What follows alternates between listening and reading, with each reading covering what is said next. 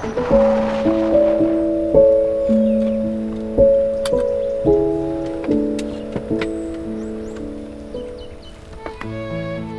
Amira? Si Amira ba yan? Ha? Si Amira nga! Uy, Amira! Naku, Susan! Ah, ikaw na ba yan? Oo, kamusta ho? ang laki ng pinagbago ni Amira. Ikaw na.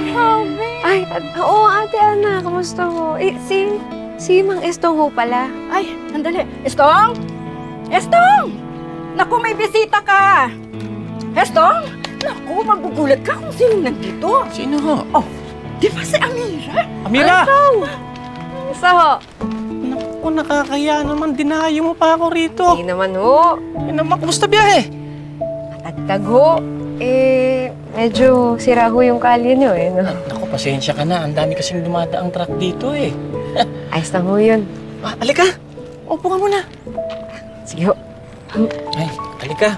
Naku, alam ba ng opisina mo na nagpunta ka dito? Ay, salamat ho. Kasi baka may kumontak sa'yo. Walang signal ang cellphone dito. Oo, okay lang ho yun, Mang Estong.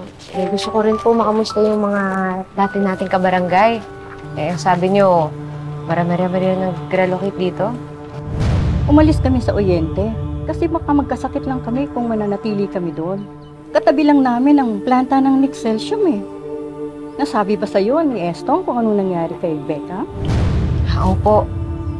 Mang Estong, may nakausap na nga po pala akong reporter. Gagawa daw po siya ng article tungkol doon sa planta ng Nexcelsium. Eh, para makita din ho ng local government na dapat ipasara yan.